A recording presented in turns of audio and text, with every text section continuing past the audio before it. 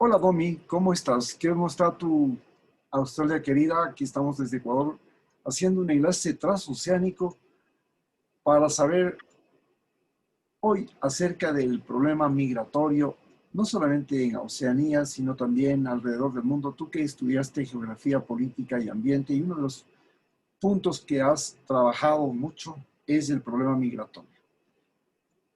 Hola, doctor Tigre, muchas gracias. Aquí estoy muy agradecida por otro programa del Zoom transoceánico que estamos haciendo aquí en dos diferentes continentes. Y gracias a Dios que tenemos tecnología para romper las barreras del tiempo. Sí, estamos en este mundo donde ya hemos visto, estamos dejando de ser ciudadanos, individuos que defienden heroicamente la bandera nacional y bailan el día de la fiesta del país, y somos individuos globales, individuos que se llaman internautas sin fronteras. Correcto, correcto. Hoy día vamos a tomar unos temas de mucho interés con respecto a lo que está pasando globalmente en movilización, en trabajos a futuro y para los que estén buscando carreras que van a necesitar para desarrollarse profesionalmente, tendrán que ver cuáles son las áreas de interés porque ahora cumplir tus sueños y ser un arquitecto ya no es algo que sea necesario. Hablaremos de los reemplazos tecnológicos en estas carreras tan comunes y cómo se comienzan a abrir posibilidades en otras profesiones. Cuéntame, las noticias de aquí de Ecuador, por ejemplo, dicen que nosotros y tú también hicimos un documental que podemos acompañar a esta entrevista, y le vamos a poner aquí un link para ese documental, en la que enfocábamos el problema de la migración. ¿Te acuerdas cuando fuimos a Cañar? Pues ese problema que vimos allá en Cañar de la migración a los Estados Unidos y a Europa también, que vino con la famosa crisis bancaria, se multiplicó. Parece que no se ha detenido aquí en Ecuador, que ahora inclusive están saliendo los ecuatorianos aprovechando esas caravanas que están saliendo de Centroamérica para meterse por la frontera, y por ahí se están metiendo no solamente sudamericanos, venezolanos, ecuatorianos, inclusive están llegando gente de África, gente de Arabia, para tratar de ver cómo se meten en estas caravanas que quieren entrar a los Estados Unidos. Este fenómeno también sucede en Australia. Sí, es interesante que mencionas eso porque justamente yo he tenido un caso de primera mano. Mi compañero de casa ha llegado acá de manera ilegal, un inmigrante ilegal que lleva hace 7 años. Y yo en algún momento llegué a conversar que probablemente lo que va a pasar es una ola masiva de inmigrantes ilegales alrededor del mundo y van a venir en barcos, van a venir en vuelos, van a venir en buses, van a tratar de cruzarse a pie o nadando, como sea posible, por la necesidad económica que se está generando en este tiempo de depresión y de austeridad. Y justamente Australia tiene bordes marítimos y sin embargo no ha sido un impedimento para hacer que los barcos traten de llegar ilegalmente con gente. Hay un montón de coyotes que están trayendo gente, aunque sea las Islas Navidad, que son las islas de detención de asilo y de refugiados. Y estamos hablando de que un bote pesquero puede meter a 150 personas. Y es un botecito pesquero en donde ponen a las personas espalda con espalda, con las rodillas hacia el pecho, y no puedes moverte, no puedes caminar, no puedes salir, y si quieres dormir tienes que apoyarte en el hombro de la otra persona y así a su vez la otra persona apoyarse en ti. Y tienen que pasar así por más o menos 24 a 32 horas, que es el viaje directo desde Malasia o Indonesia hasta las Islas Navidad. Y, y tratar de cumplir su sueño australiano o el sueño de irse a un lugar donde pueden vivir con mejores condiciones de vida.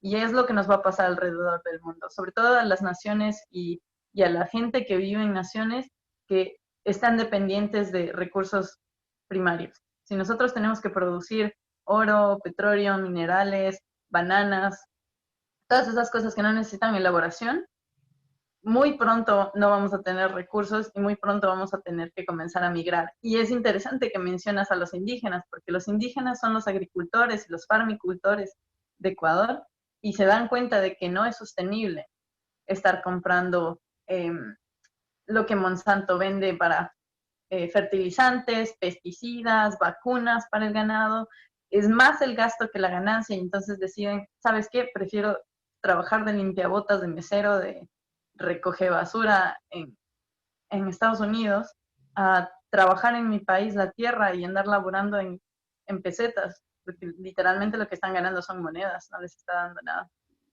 Una cosa muy interesante, tenemos un candidato indígena ahora que seguramente Yaku. va a poner sobre el tapete este problema. Y también sabemos que lo que está pasando en el Mediterráneo, donde la gente cruza y se mata, ¿quieres decir, lo que tú me mencionas, habría que ver cuál es el índice de mortalidad que hay en estos cruces que hay?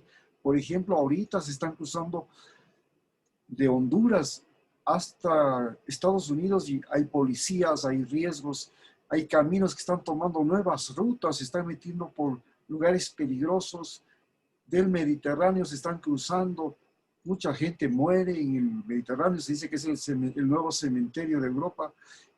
También pasa eso en Oceanía. Por Sí. ejemplo, en esas barcazas, ¿cuántas que vienen, cuántas dice 140 personas? ¿Cuántas personas llegan a morir? Bueno, en la experiencia que Apenas en 24 horas, ¿no? yo trabajé con la gente de las Naciones Unidas, de ACNUR, en Canberra. Y cuando nosotros trabajamos en ACNUR, nuestros números variaban entre 5 personas que morían en un viaje de un día, en un bote por las condiciones climáticas, o porque alguien ya venía con un antecedente de salud, o porque no comían, o porque se desesperaban. Había la cuestión psicológica, que es usualmente el porcentaje mayor de suicidios y de muertes en refugiados y en gente que se asila y que escapa de su país. Pero como yo manejé un caso más severo, que fue el centro de detención de Manus y de Nauru, nosotros teníamos homicidios como el número 1 de los casos. Y homicidios más por lo que había el sentimiento de nacionalismo. Las islas de Micronesia y de Macronesia son conocidas porque tienen altos índices de violencia. Son países que se declararon independientes recientemente, pero con gran tensión militar. Entonces los militares siguen siendo los cabezas de gobierno, y ellos promueven este sentimiento de machismo, de que la mujer tiene que mantenerse en la casa y no tiene poderes y no tiene derechos, y hay abusos sexuales, y hay, se maneja todo como la ley de Herodes: me caes mal, vengo, te cuchillo y se acabó. Y peor cuando traen extranjeros que tienen que quedarse ahí temporalmente, como, que es una invasión. Entonces, nuestro peor incidente fue que se metieron al centro de detención y asesinaron a 150, no 150, 120 personas más o menos, pero teníamos 600 personas albergadas ahí.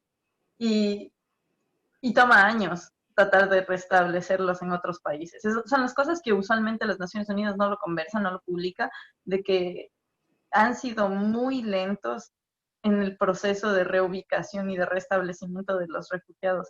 Un proceso más burocrático que práctico, porque para trasladar a alguien a Canadá o a Estados Unidos o a Australia, que está a la vuelta, les toma hasta 6 años dependiendo de la documentación de la persona.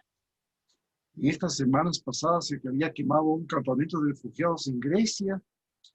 Y también teníamos noticias, y es motivo de discusión en la campaña presidencial, la separación de niños en Estados Unidos de sus padres, a los que les regresan a su país y los dejan a los niños dentro de Estados Unidos. Eso es un acto terrible, ¿no? Y es interesante porque las personas que están desesperadas económicamente.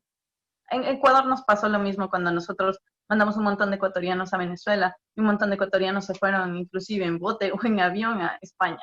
Y hubo nuestra ola migratoria después de la quiebra en 1999. Y lo que pasó en mayor parte fue que no le, o sea, para entrar en el marco de ser refugiado y conseguir asilo, porque tienes derechos humanos y quieres reclamar tu derecho y privilegio de poder vivir en un lugar donde tengas un mejor estilo de vida, tienes que ir sin documentos. Pero la contraparte, si no tienes documentos, vas a estar aislado, y si vas a estar aislado vas a estar tratado peor que un prisionero. y mucha gente carga niños, y a mí me parece una cosa muy irresponsable que, voy a darle un mejor futuro a mi hijo, voy a llevarlo conmigo a estas condiciones paupérrimas, en las que nosotros, por ejemplo, en ACNUR, el problema mayor que tuvimos es que los niños que se traían con nosotros eran los que sufrían mayor aberración psicológica, porque están viviendo con adultos, no tienen otros niños con los que pueden socializar, no tienen pedagogía, no tienen psicólogos, no tienen ayuda médica, viven, o sea, si para los adultos es un estado de depresión máxima, imagínate para un niño que no puede fantasear, que no puede jugar, que no entiende lo que está pasando, simplemente ve que hay gente muriendo alrededor, que defecar en el mismo lugar todas las personas, de que tal vez vayan a ser abusados sexualmente. Y a la larga dejar al niño abandonado, creyendo que este niño hasta los 12 años, por ejemplo, va a tener un poco de racionalidad de entender lo que es la economía o la política y de por qué tiene que cruzarse el borde, cuando en realidad no es responsabilidad de él. Y me parece horrible que nosotros como adultos andemos trayendo a nuestras familias, arrastrándolas a nuestras decisiones que de cierta forma ya son suicidas antes, y andar pasando la responsabilidad a otra gente. Hay ciertas cosas que parecen también muy difíciles de resolver. En este momento en las elecciones de Estados Unidos hay un grupo de racistas blancos, supremacistas blancos, uno que se llama patriotas.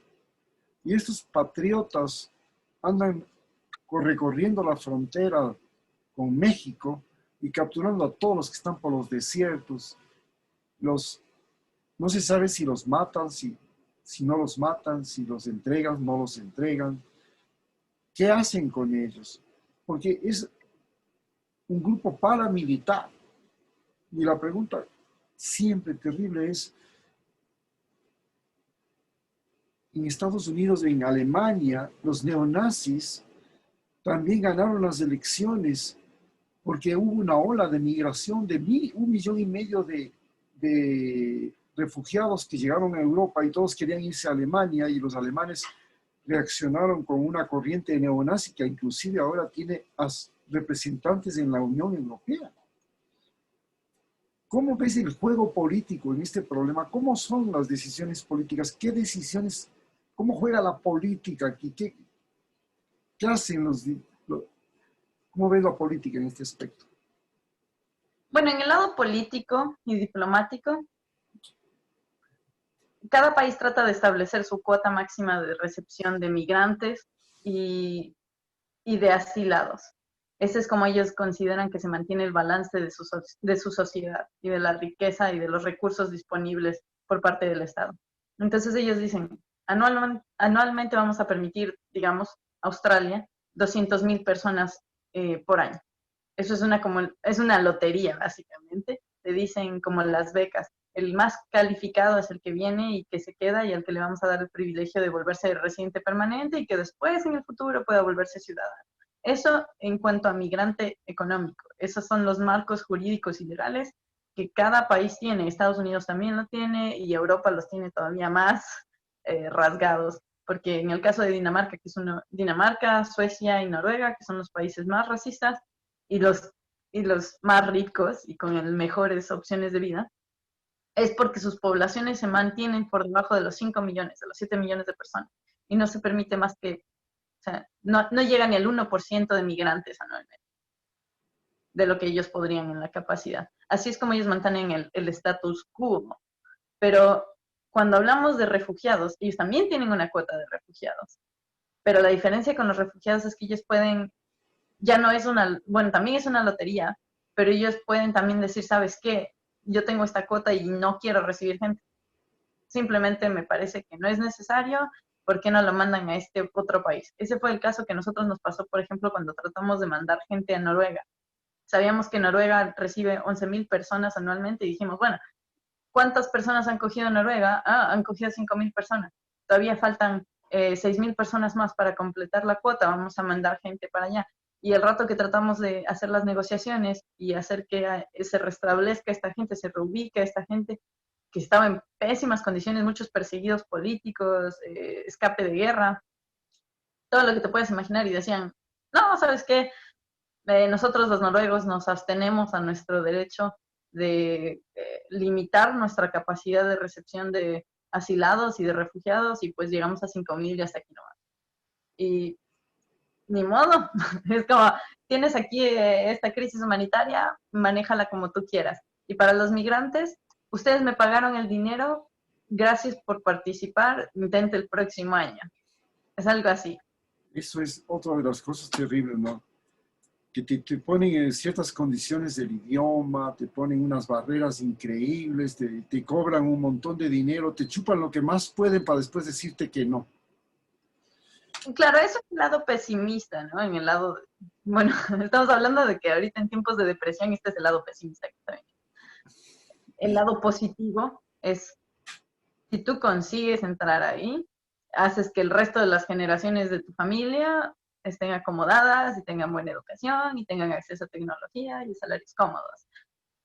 Pero es horrible saber que el orden del mundo está organizado y privilegiado para los blancos y no para los latinoamericanos. Nosotros deberíamos tomar un poco más de conciencia y valorización de que, ¿sabes? Es interesante. Escuché esto la semana anterior y me dijeron, un país de primera clase tiene gente de primera clase. Y al principio me tomó un poco entenderlo, pero después entendí el concepto que es cierto.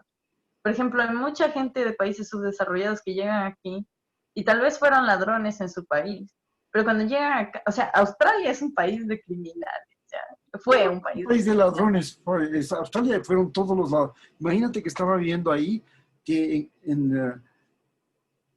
¿cómo se llama esta isla que tienen ustedes abajo? Tasmania.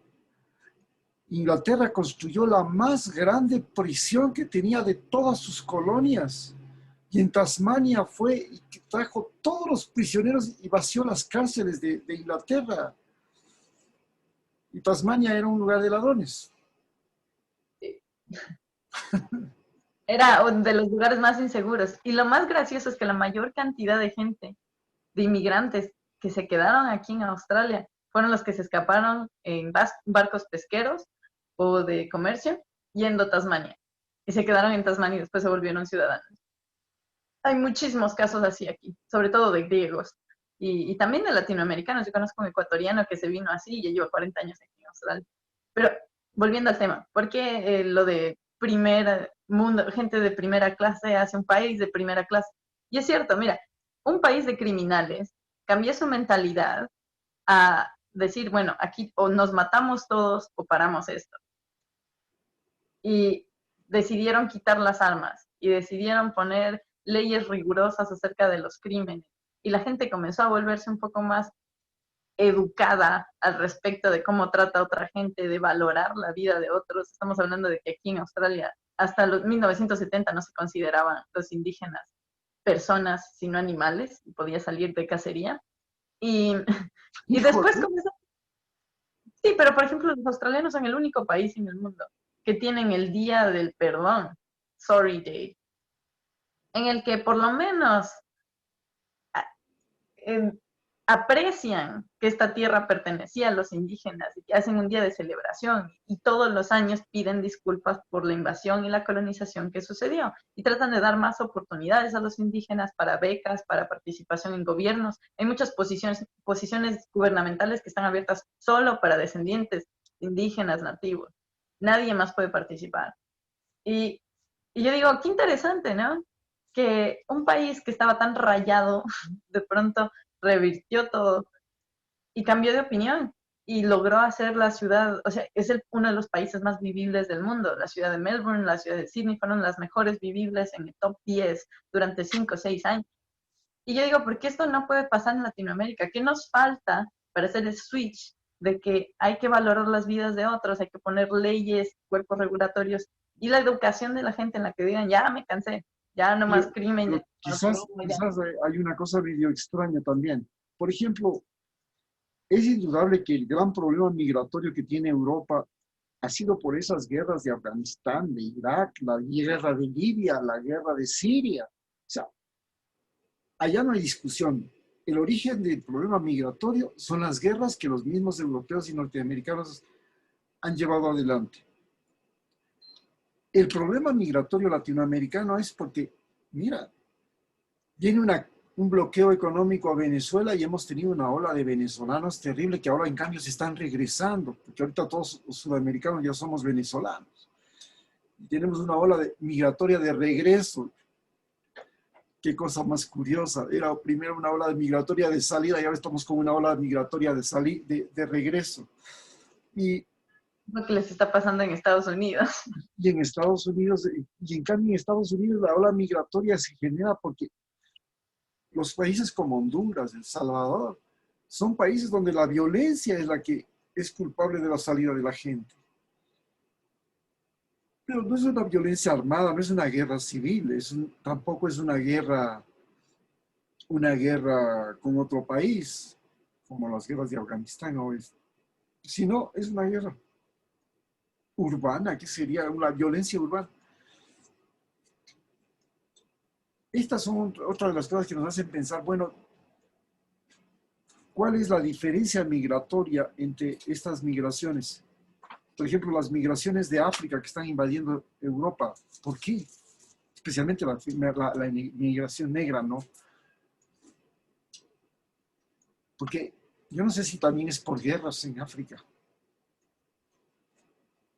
Hay una teoría que se llama desarrollo post-conflicto, que te dice, cuando hay un país que ha heredado un sistema gubernamental del este, en este caso de Western, de los países desarrollados europeos, siempre va a haber un alto margen de corrupción y los que se vuelven, los que heredan este poder resultan ser cabezas militares o gente que se vuelve dictadora o políticos que estuvieron ahí haciendo sus arreglos con gente que estaba antes en el poder.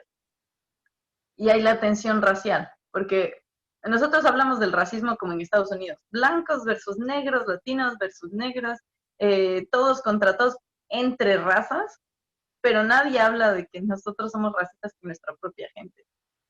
Nosotros los latinos somos racistas con los mismos latinos, los negros son racistas con los mismos negros y tal vez somos más racistas que la gente blanca hacia nosotros. Y no queremos aceptar. Somos nacionalistas todavía más. Somos nacionalistas y odiamos al venezolano, al colombiano, al peruano, al mexicano, al boliviano.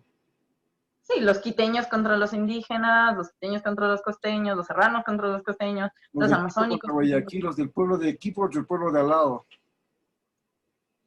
Y no queremos aceptar que el racismo está viniendo de nosotros mismos. Queremos sentirnos victimizados porque así nos sentimos más importantes, pero el único motor de cambio es saber, sí, soy racista, tengo que cambiar mi actitud, no está bien, y no tengo que sentirme tampoco victimizado, pero tampoco puedo andar pasando mi frustración a otra persona y tratarla mal. Quizás una de las cosas que ya el mundo ha estado muy advertido es las migraciones por problemas ambientales y entre esos pues el problema del hambre, del agua. Estas migraciones ambientales que serían las que vienen por el problema del hambre, por las cosechas, por los incendios, por el problema del agua, la carencia del agua. ¿Qué posibilidad tienen de ser la próxima pandemia en el mundo?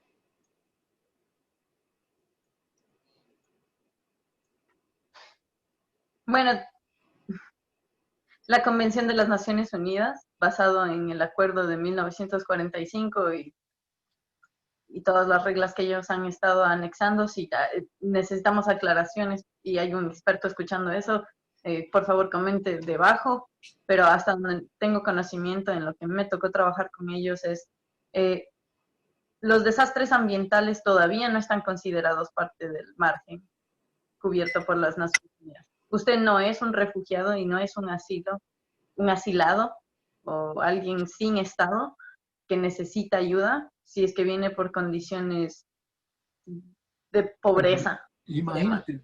O de hambruna ambientales. Y en África hemos tenido hambrunas terribles. En África, en Etiopía, en Somalia. Pero es que eso es el margen de migrante económico, porque necesitas dinero para tener comida, para tener agua, Y como no tienes dinero, entonces no tienes acceso a comida, no tienes y puede ser por desertificación, puede ser porque vives en remota, en, en una localización remota y no tienes acceso a recursos. Pero la pobreza no se considera parte del refugiado. La pobreza se considera migración económica y tienes que entrar dentro del margen de cómo entraron para volverte ciudadano en otro país. Me acuerdo que en Centroamérica, que ya había pasado por este problema de las guerras civiles, la guerra de los sandinistas, luego la guerra del Farabundo Martí, las guerras civiles en Guatemala, de remate les cayó un huracán, el Mitch se llamaba, que devastó toda Centroamérica, le dejó sin comida, le desertificó los suelos, le tumbó los árboles, le secó todo. Después del huracán vino una sequía y eso fue mortal. Y ahí sí se comenzó a desenfrenar la cosa de la migración.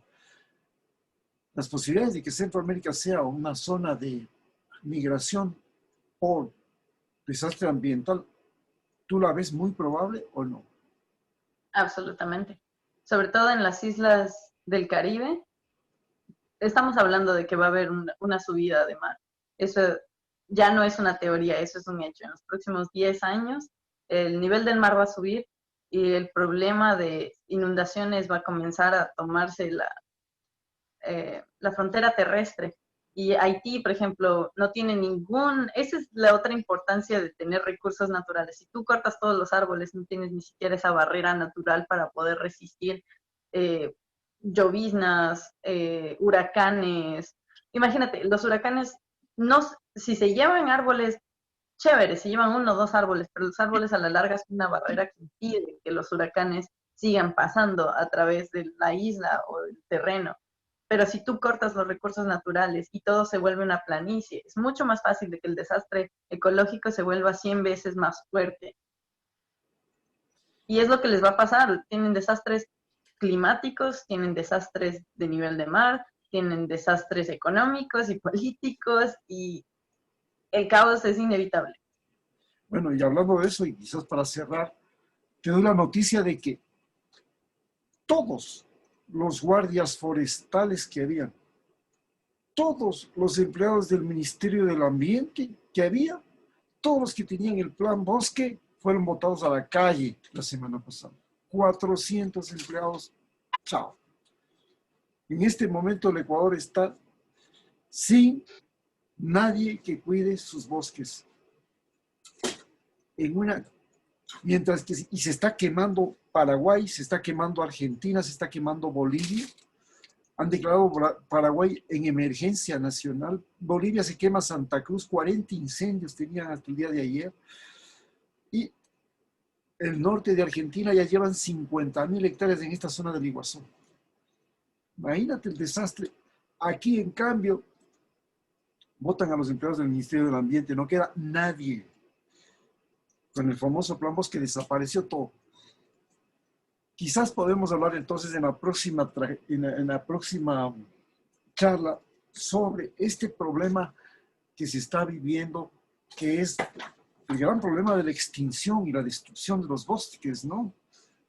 Porque ya se ha publicado las Naciones Unidas y el Papa esta semana también ha hecho una encíclica que nuevamente convoca a los seres humanos a oponerse al nacionalismo, a oponerse a los caudillismos y a defender la naturaleza, porque ya esto se viene, como se dice, en grande. Bueno, y así concluimos pues nuestra reunión.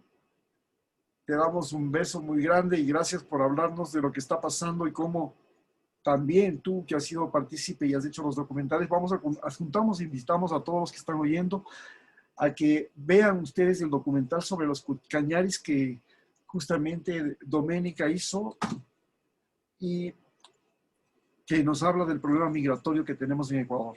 Muchas gracias.